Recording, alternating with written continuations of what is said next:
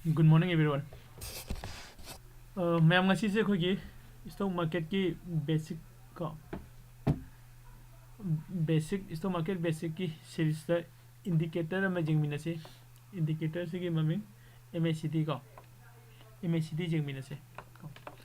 MACD se kona khoi gi kana da chart ta hai se chart ta changa kanda khoi gi sida statistic gi phangani ko aduga chart se da khoi chart ko chart type ani lei ko chart type ani se kai keno hai ga di khoi aina jil kana da lei se zero da gi account ni zero da se changa kanda si my profile na sang bio aduga my profile na sang ga sida chart an kana ni lei se chart IQ hai ba ma trading view hai ba ma ko trading view sina khoi gi tradingview.com na charting am lei ba da ni aduga chart IQ ko chart IQ se charting ne ado ani sigi marakta akoina apamba ma use tawu jai ko ado ani sigi hena better oibadi chart IQ da yawba indicators khara trading view da yawde ko aduga trading view da yawba tools akoina technical analysis tawu da sin na ba da yam nungai ba tools mayam ama ko chart IQ da yawde ko ado ngasi gi khoi class di ai chart IQ da tawge karigina hai trading view da yawda ba indicator ama ko chart IQ da yawde I chart IQ select tawre aduga sida khoi Nifty 50 dai click tawrage ko okay then full screen lo helase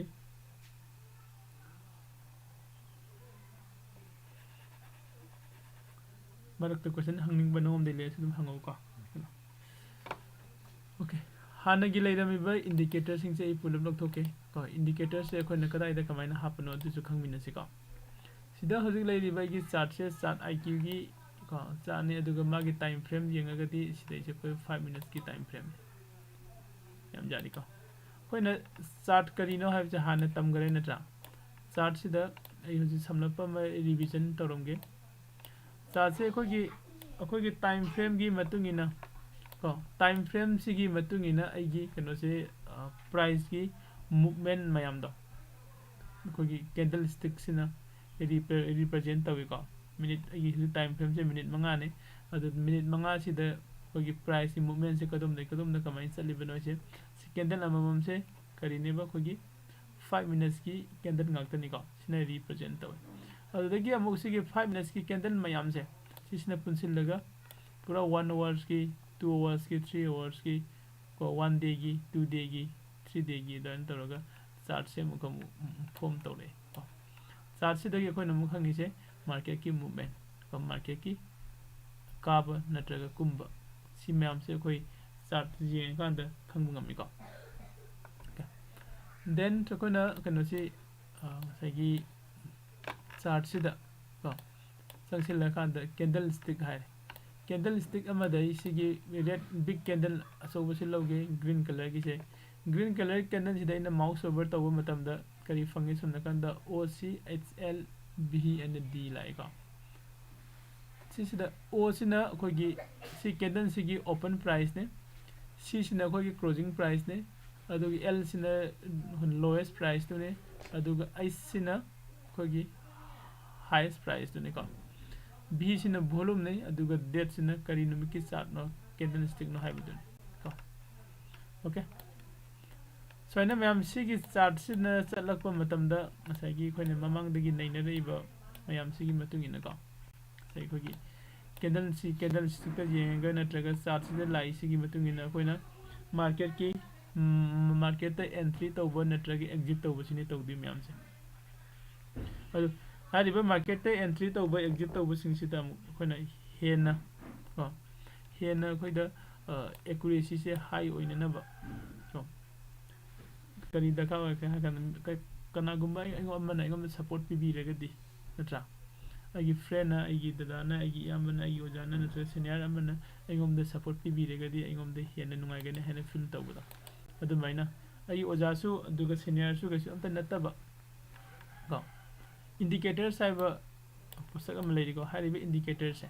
sina su koida support tawbi indicator sina koida kari khangan ge hakanda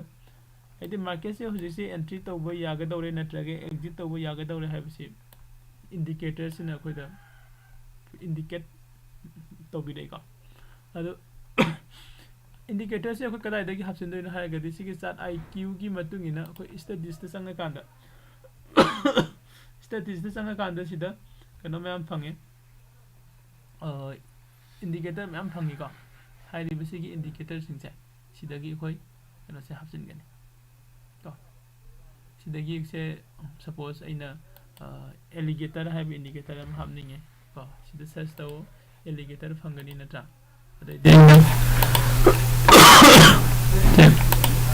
अतोपा alligator से लौथोके सिदगी लौथोपा यानिको discussion तौदुसिदि करिनो हाइगदि MACD को moving average को convergence divergence हाइबा indicator से पुनः जेंगनिसिको सिदा मखादे लाइस MACD से हाइबा कंदे line अनि थोरे मयादसु कोई ग्रीन को अदुगा रेड ओइबा अमसु लाई कनो मखोगी चार्ट का मको बार चार्ट अदे दिसिदा कनो मसु लाइन अमसु याउली सिगी लाइन सिना कोनी जीरो लाइन हारे खंगी का अदो बागी सेटिंग सनगा इन डिटेल दो कई केने जेंगनिसे व्हाइट कलर से MACD नि का व्हाइट कलर से ब्लू कलर ओथोंगे खिदिंग माइना बका सिग्नल सिदे रेड कलर की लाइन में चल सिग्नल कवे इंक्रीजिंग बार सिदे ग्रीन कलर की कोई बार से इंक्रीजिंग बार है डिक्रीजिंग बार रेड कलर की बार से डिक्रीजिंग बार निका साइन तरगा अदुगो मागी खोगी यमना फास्ट द पेरेट का हे कोने मूविंग एवरेज तमखांदा सिसु खमा किनिका से डन तरगे सी अते सिंगदे बाय डिफॉल्ट थंबिरो का जस्ट सी कलर से कलर नु खंगना बाई सिदे कन चंगा कुनिका सिलेरे दपन MACD ने जेंगु जाय से कई माय कांदा मार्केट से ये द अप लाएगा मार्केट अप लापन मतम द MACD से कमाई तो येंगु सिदा अप लोंग लाएगा खितंग हंदरे खितंग मुहदे खर काखले मासु खर काखले गसने हाइगले मासु हाइगले काबो ओके सिगे जीरो लाइन से सिदगी मार्केट से अप एंड डाउन चलगा तुम लेनी मतम गुदी मत सिदा कान जीरो दम थेंगे हाइगले जीरो थेंगे जीरो दगी हाइगले अदो मार्केट से डाउन लेबो मतम जीरो की मखा दया मने नन से ट्रेड तौरे नथा मार्केट से अप ट्रेंड और को मतम दे अब ट्रेंड और वो मतम जीरो की मथकता याम मतम दले MACD से का अदो साइन तरो अखोने MACD से अखोय करम मतम दा MACD की जेंगा अखोने करम मतम दा मार्केट एंट्री तब याबनो अदो करम मतम दा अखोय मार्केट की एग्जिट तब याबनो हारेगदि MACD से खर चाउथो के हानका MACD से ngसागी मथक की लाइन से मासे काखलु गसी की हाइड्रक मतम से हाइड्रक को सिदा ngसागी सिग्नल रेड कलर से कोने सिग्नल ने हाइगरे सिग्नल से MACD सिना कगगा मखादा हाइड्रक को सिग्नल सिना कोगी MACD सिना कगगा मखादा हाइड्रक मतम से सिदा कोई एंट्री येंगबा यागनि सिगी इंडिकेटर सिगी मतुमिना का अदो सिगी मतम सिदा कोना ngसागी सिगी बार से रिंबियो बार सिदा रेड कलर द फॉर्म तो होरो पर येंबियो को अदो तरमुगदी ओके MACD दे योने को कंफर्म ओरे नत्रा MACD दे दे को कंफर्म दी ओरेगा हाइलिबे सिगी फम साय कोना रेड का ब्लू का ब्लू न मखा थंगक मतम से सी मतम से मथक कैंडल नमु जेंगसि तो कोगी कैंडल सिक करम बमोंग द कन लेबना को ओके कोई सिदा कैंडल सिक तम जेंगा गदि होदिकी कोई न एंट्री यारे है नो नो फंजी केदवे कि म फंजीदा रेड कलर कन दे रेड कलर की कैंडल तारे को ओके सी कैंडल दे एंट्री लौरे खनसिबा सी कैंडल दे एंट्री लौरे सोना मुखर हागे लौरे इखिदं मुथा साइनत्रा खन लॉस ओइदिनि ट्रे स्टॉप लॉस हिट ओइबि शेयर स्टॉप लॉस से थमगति का दलाई से मुतारे अदु सिसिदा कोना यमना कंफर्मेशन ये खरे हेन फजना कन लोग यानी का संगे दो MACD की मतुंग इनदी सिगी रेड कलर से एंट्री तो हारे का नत्रगना नंग खितंग नायरगा नेक्स्ट कैंडल में येंगे हाय नंग दिन फोन तौरे नायरनी मथंग नायरगा स्वाइददी तो स्वाइसिददी अखोगी कंफर्मेशन से अखोगी कनोगी प्राइस एक्शन की टेक्निकल एनालिसिस से जो अखोगी प्राइस एक्शन की दिलों लगा दमगी सप्लाई जोन द टेस्ट तौरगा तारको मतंग अमु योरे नत्रसिदा सप्लाई जोन द टेस्ट तौरगा तारको हाई दको मफम से योरे दुगो प्लस द एमएसीडी द सु रेट की मखा द ब्लू निकल को बसी देखिए हाइट लगे चले एमएसीडी की कोई डिक्रीजिंग इंक्रीजिंग बार का सीधे सु हाइट संग यामेगी इतना से पीले का इतना सुनाइए कोई ना एंट्री से कराई देने में देखिए है जे पुतो कोई आगे निका बे नेक्स्ट टाइम मुझे इसी अब ट्रेंड का कोई तरफ कराई दे एंट्री तो वो याद नहीं निका अब ट्रेंड का साथ ही में सबसे गहरा साथ से कितने थोड़ा सिगी अपट्रेंड को मार्केट से सीधा हाइगल लेने नजा सिगी मार्केट से सीधा हाइगल को मतलब सीधा आई सी के नजर का दिल लेना आई से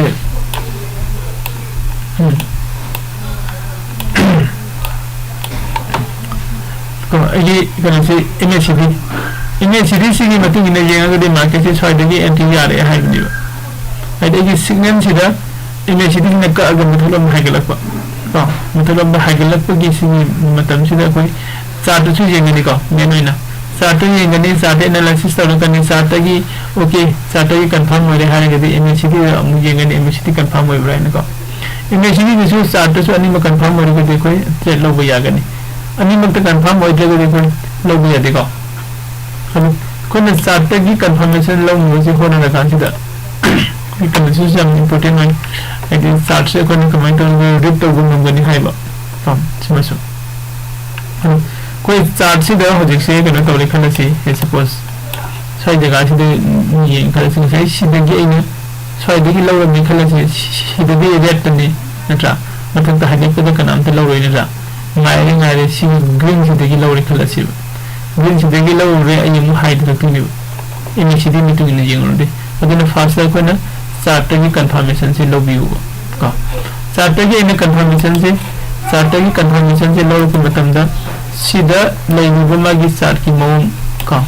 अखोन हानना खोगी इसी क्लास दा तो कन्ने तो करे का इंगल्फिंग जा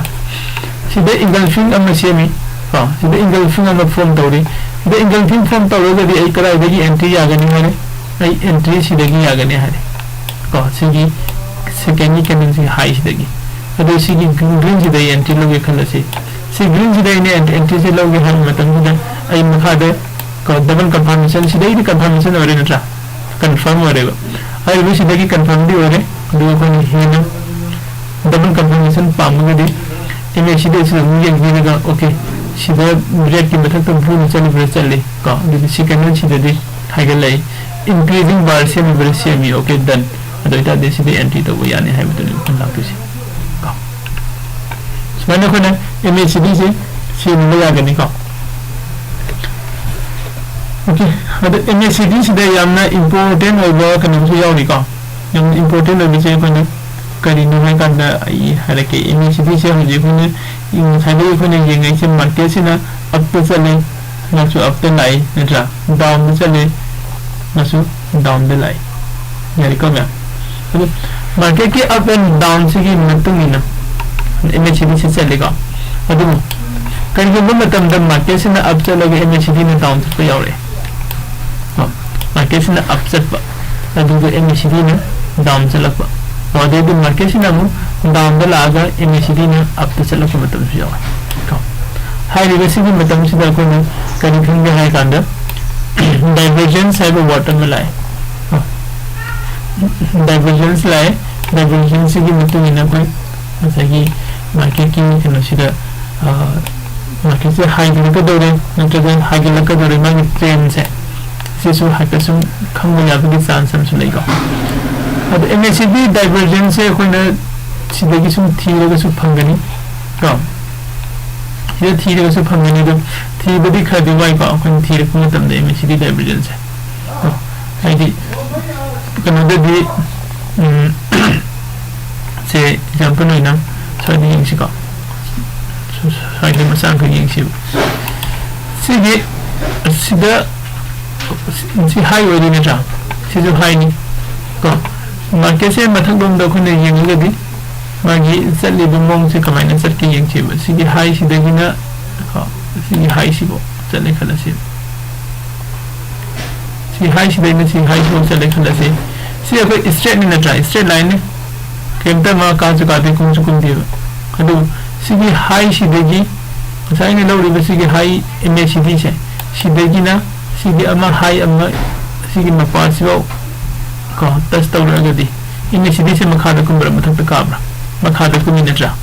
अदु दिमाना हेनिंग से केनो एमएसीडी ने सिदा हेनिंग से को मार्केट से डाउनलोड द लाख याबगी चांस नहीं रे हाइबली मार्केट से डाउनलोड द लाख याबगी चांस नहीं रे हाइरे तो मार्केट मखारम द लाख चांस नहीं रे हाइसे कैसे कोने नेगेटिव डाइवर्जेंस है खने का एमएसीडी द नेगेटिव डाइवर्जेंस हाइरे वसी की एमएसीडी की नेगेटिव डाइवर्जेंस से कोने साने थीरे थीरे का पुथोक याइका लेकिन अतोप मसु यंगसि कदाय कदाय के लेगे ने का की positive divergence Quba positive divergence न मुन लाक्टिसना कइना का नथागी मार्केट सिना डाउन चटप को अदुगा एमएसीडी ना अप तक पिरप अदुने को पॉजिटिव डाइवर्जेंस है का अदुगा पॉजिटिव डाइवर्जेंस जो फंगबरी से का एमएसीडी ना अप होइदिनी मार्केट ना डाउन होइदिनी का okay MACD up market down का हाई बस आने को ना कोई थी बसे कगब फंगदगदी फंगदगदी कोई कदब यागे ना कांद इंडिकेटर्स अम लाइको सिदा कोई स्टेप बुस्ट संगगा एमएसीडी से कच्चा मानब इंडिकेटर अम लाई हाइब इंडिकेटर से कहना एमएसीडी डाइवर्जेंस है हां एमएसीडी डाइवर्जेंस से कोना सिनब मतुंदा को एमएसीडी डाइवर्जेंस को सिनना kan ngasai ko dro to thi ge do do man loi ta ga ni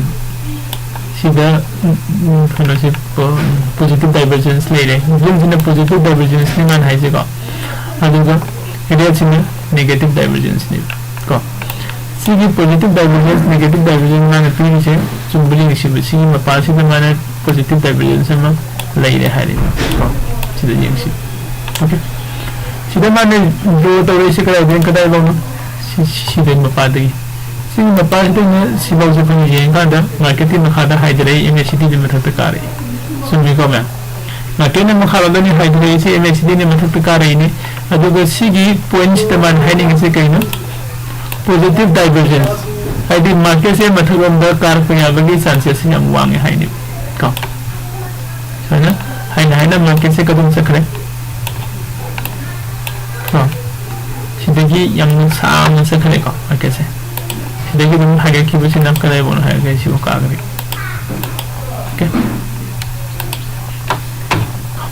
सोने सोने एमएसीडी की पॉजिटिव एंड नेगेटिव डाइवर्जेंस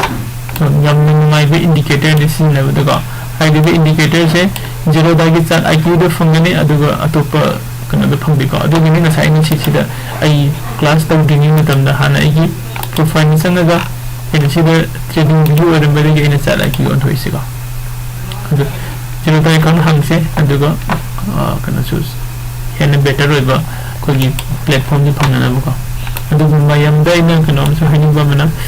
कोगी हने से गूगल मीट क्लास तौरंबदु तौद्रेगा अदु हने की जनवरी डेट 27 जनवरी डेट 27 दगी नो वो बेस में होगा गूगल मीट इवनिंग दो ऑर्गेनिक क्लास का कोई तरह तरह दो भी है हाँ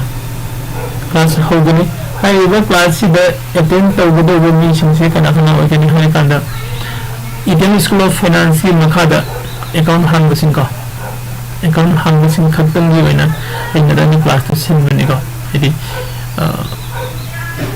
ये ना सीरियस ऑर्गेनाइजिंग का अदु खत्म मुंदु तासे याउसी क्लास है का अदुगा का है ने सीरियस ओइ देवा जस्ट इस तो मगे करिनो खम सिंदुदी बेसिकली चैनल से दसो वीडियो डॉक्यूमेंटेड यामना कनो कनो लेगेले का ꯍꯥꯏꯗꯤ ꯑꯩꯈꯣꯏꯒꯤ ꯕꯦꯁꯤꯛꯀꯤ ꯁꯤꯔꯤꯁꯇꯁꯨ ꯃꯌꯥꯝ ꯑꯃ ꯂꯩꯔꯦ ꯑꯗꯒꯤ ꯍꯧꯖꯤꯛ ꯄ꯭ꯔꯥꯏꯁ ꯑꯦꯛꯁꯟꯒꯤꯁꯨ ꯁꯤꯔꯤꯁ ꯑꯃ ꯂꯥꯛꯏ ꯅꯠꯇ꯭ꯔꯥ ꯑꯣꯞꯁꯟꯒꯤꯁꯨ ꯚꯤꯗꯤꯑꯣ ꯁꯤꯔꯤꯁ ꯑꯃ ꯂꯩ ꯑꯗꯨ ꯁꯨꯝ ꯌꯦꯡꯉꯒ ꯍꯥꯏꯗꯤ ꯁ꯭ꯇꯣꯛ ꯃꯥꯔꯀꯦꯠ ꯀꯔꯤꯅꯣ ꯈꯪꯅꯤꯡꯕꯁꯤꯡꯗꯨꯗꯤ ꯑꯗꯨꯗꯒꯤ ꯁꯨꯝ ꯌꯥꯒꯅꯤꯀꯣ ꯑꯗꯨꯒ ꯍꯦꯟꯅ ꯍꯥꯏꯗꯤ ꯗꯥꯏꯔꯦꯛ ꯑꯩꯒ ꯗꯤꯁꯀꯁꯟ ꯇꯧꯃꯤꯟꯅꯔꯒ ꯀꯣꯏꯁꯟ ꯑꯟꯁꯔ ꯇꯧꯃꯤꯟꯅꯔꯒ ꯀ꯭ꯂꯥꯁ ꯑꯦꯇꯦꯟ ꯇꯧꯅꯤꯡꯕꯁꯤꯡꯅ ꯀꯟꯇꯦꯛ ꯇꯧꯕꯤꯔꯛꯑꯣ ꯑꯗꯨꯒ ꯑꯩꯈꯣꯏꯅ ꯂꯣꯏꯅꯅ ꯏꯇꯦꯜꯒꯤ ꯃꯈꯥꯗ ꯑꯦꯀꯥꯎꯟ ꯑꯃꯃꯝ ꯑꯣꯄꯟ ꯇꯧꯕꯤꯌꯨ ꯑꯦꯀꯥꯎꯟ ꯑꯣꯄꯟ ꯇꯧꯔꯕ ꯃꯇꯨꯡꯗ ꯁꯣꯝ ꯑꯥꯏꯗꯤꯗꯣ ꯑꯩꯉꯣꯟꯗ ꯊꯥꯕꯤꯔꯛꯑꯣ ꯑꯗꯨꯒ ꯌꯨꯖꯔ ꯑꯥꯏꯗꯤꯗꯣ ꯊꯥꯔꯕ ꯃꯇꯨꯡꯗ ꯀ꯭ꯂꯥꯁꯇꯣ ꯀꯩꯅꯣꯗ ꯖꯣꯏꯟ ꯇꯧꯕ ꯌꯥꯒꯅꯤꯀꯣ ꯑꯣꯀꯦ ꯁꯨꯃꯥꯏꯅ ꯇꯧꯔ ꯑꯩꯈꯣꯏꯅ MACD positive divergence ꯊꯦꯡꯅꯩ ꯅꯠꯇ꯭ꯔꯥ negative divergence ꯍꯥꯏꯕꯁꯤꯗ ꯃꯥꯅ ꯌꯥꯝ ꯆꯥꯎꯅ ꯄꯤꯔꯛꯏꯀꯣ ꯁꯤꯗ ꯁ꯭ꯋꯥꯏꯗꯒ ꯄꯤꯔꯤꯁꯤ negative divergence ꯅꯤꯀꯣ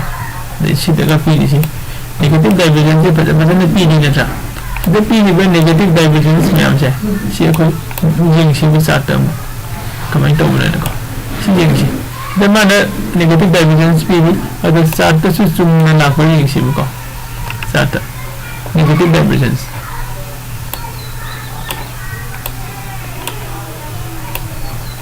okay negative divergence da mana haisi kaino harigadi ko ngasai magi sigi mana piriba point sidagi lawisi ko sidagi na kadaibo sibo lo kada market se apni yai ko ime sigi na dikari hari market se down la kadore hari market ti kada isani up to chali ko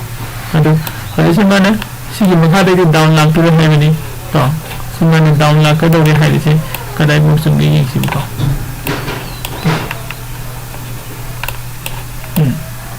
그 뭐가 있으면 되죠.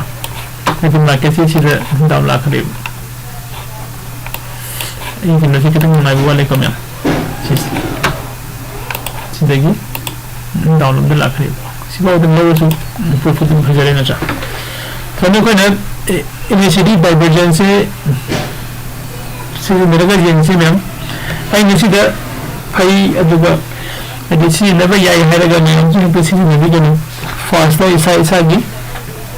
zero da account da ko ai se zero da yang promote bonate zero da ki sat IQ da hari ni sikana silaw bune ko zero da account da sanaga ai gi ko sigi starting sida kana se happy MACD divergence kara da happy ni statistic sanaga MACD na sense to view MACD divergence fangane si happy bu matung da magi sida makhada pi di red line ta duga green line sigi sinabam ko ningbiyo ko okay adokoy kasi hindi siya dito sila lagi